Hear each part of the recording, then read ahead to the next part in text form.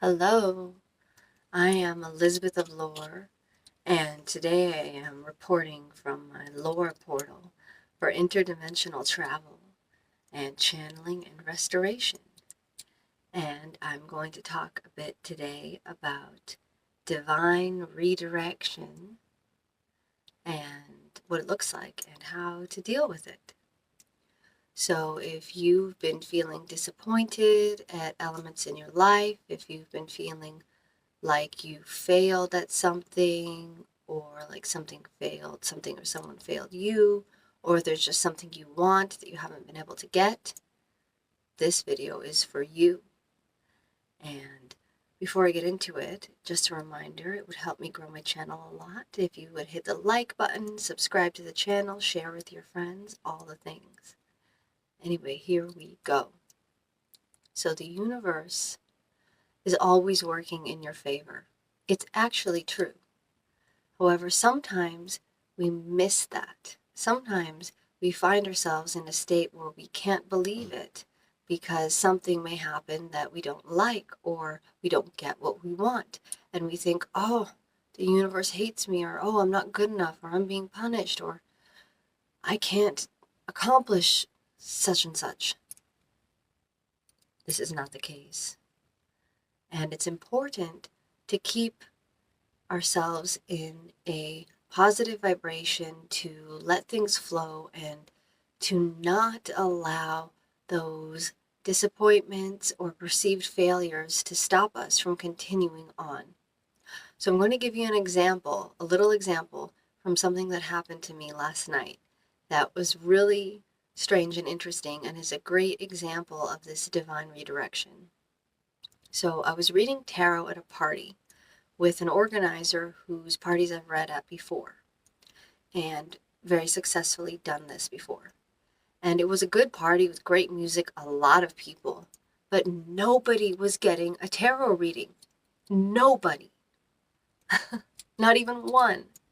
And this is very unusual for me. Usually at parties that I read tarot at, I have a line of people waiting for tarot. Sometimes I even go hours reading back-to-back tarot for different people without a break. But at this event, nobody was getting a reading. Now, I could have sat around and complained about that and gotten angry and been like, I'm not making money, I'm not getting any work, this was a waste of my time, and all of that. But instead, I was like, I'm actually kind of tired. I wouldn't mind going home early. The music is good. I've enjoyed just being here, and I can take off and go home since this crowd doesn't really seem interested in tarot. And I was there with my boyfriend, and my boyfriend suggested that we stay for like about half an hour longer to see if anyone came for a reading. So we did that because I really liked the DJ anyway. And no one came for the reading, but I just kind of danced and enjoyed the music. It was really, really good. And then the DJ ended up ending the set around the time that my boyfriend had suggested we leave anyway. So it worked out. I got to hear this DJ I really liked and then go home to rest. But we took a train that was about 45 minutes long, and then we were transferring to the next train. We were almost to my place. The next train was like a 5-minute train ride. We were almost there. And my boyfriend realized that he had left his bag at the venue, and it had a lot of stuff that was important to him. So we just kind of looked at each other.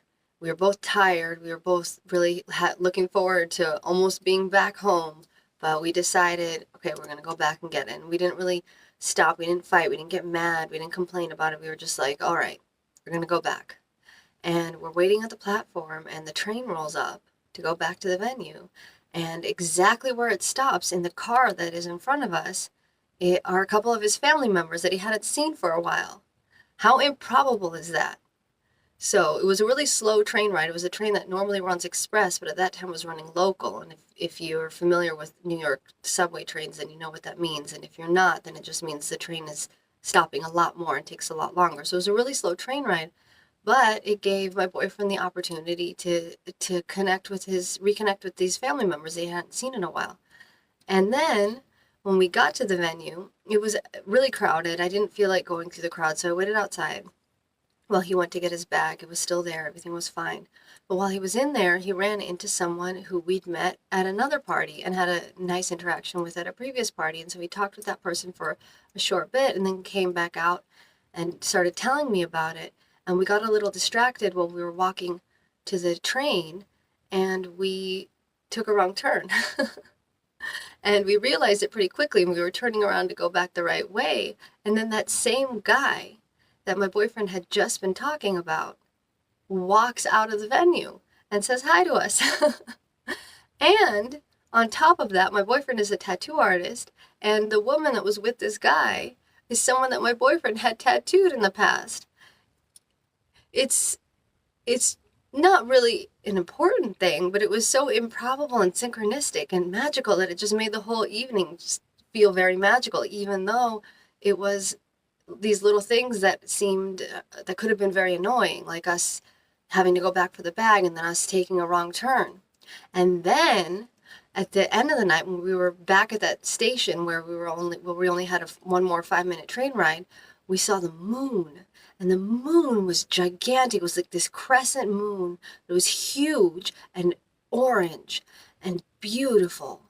And it was just awe-inspiring. So if all of those things hadn't happened exactly just so, if my boyfriend hadn't forgotten his bag, or if we had stayed there and hesitated or got in a fight or complained, then we wouldn't have been on that exact train at that exact place in the platform the moment when it rolled up and his family members were in there.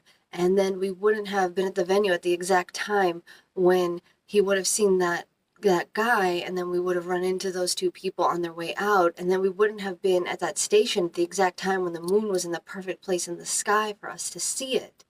So all of those things were these divine redirections that were just like winks from the universe saying, hey, things may not have gone the way you wanted or expected or planned, but because you just flowed with it, and because you didn't get upset over it, even though you're both tired and had just wanted to go home, you got to have these magical synchronistic experiences. And this kind of stuff is happening to all of us all the time. The thing is that if you're getting divinely redirected like this, and you don't flow with it, you don't just let the annoyance or disappointment or perceived failure go. If you sit and complain, if you let yourself get down, let's say, for example, there's a job that you want and you don't get it. If you just get really down on yourself, if you get angry, if you fight it, or if you just get so disappointed that you stop trying to accomplish anything for a while, then you may miss the magic that is being set up for you by the universe. There really is magic happening all the time in little ways like my example and in much bigger ways. So, if something is happening that is disappointing you or upsetting you, try, instead of letting it get to you, instead of talking to yourself negatively or giving up, just try flowing with it and see what the universe is redirecting you towards. All right, that's the message tonight. Thank you so much for watching. Please don't forget to like the video, subscribe to my channel, share with your friends. Help everyone flow with the magic. It really is there.